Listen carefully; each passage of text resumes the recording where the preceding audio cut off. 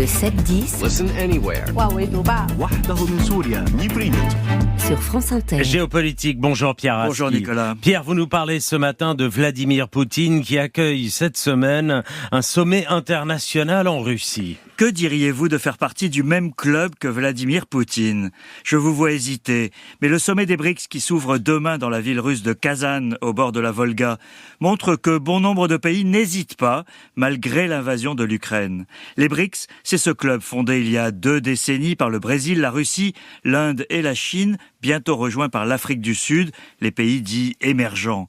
À leur sommet de Johannesburg l'an dernier, ils ont admis de nouveaux membres dont l'Iran, les Émirats arabes unis, l'Égypte et l'Éthiopie. L'Arabie saoudite a été invitée, mais hésite, tandis que l'Argentine de Javier Milei a carrément refusé. La liste des candidats aux BRICS est longue, y compris la Turquie, pays membre de l'OTAN.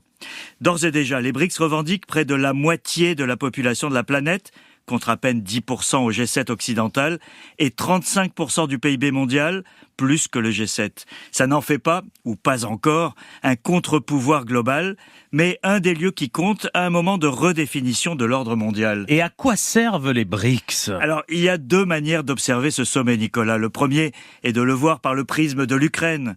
Poutine prouve qu'il n'est pas un paria, que des chefs d'État, et pas seulement son ami chinois Xi Jinping, s'affichent sans hésiter à ses côtés. Pour le président russe, c'est un indéniable succès, surtout au moment où Volodymyr Zelensky tente de mobiliser autour de son plan de la victoire. Après 2 ans et demi de guerre, l'Ukraine et les Occidentaux n'ont pas réussi à inverser le rapport de force.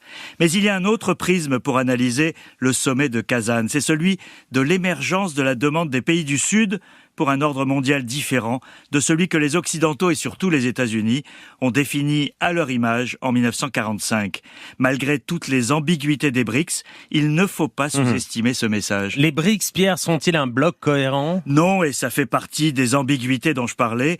On peut disserter sur l'hostilité entre l'Inde et la Chine, le poids décisif de l'économie chinoise, la présence de l'Iran ou la difficulté du bloc a poussé à la dédollarisation de l'économie mondiale.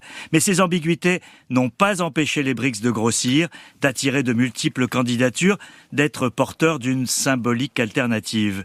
Ce qui unit les BRICS, c'est l'hostilité à un ordre mondial qui fait encore la part trop belle aux Occidentaux, mais tous ceux qui participent au club ne veulent pas forcément le remplacer par un ordre chinois ou avoir Poutine comme protecteur ou gardien de la morale.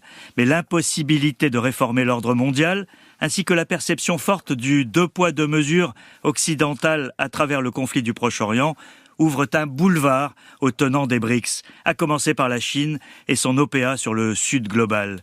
Pour cette raison, les Occidentaux ne devraient pas ignorer le message de Kazan, sous peine de se réveiller avec un monde qui leur échappe. Pierre Aski, merci.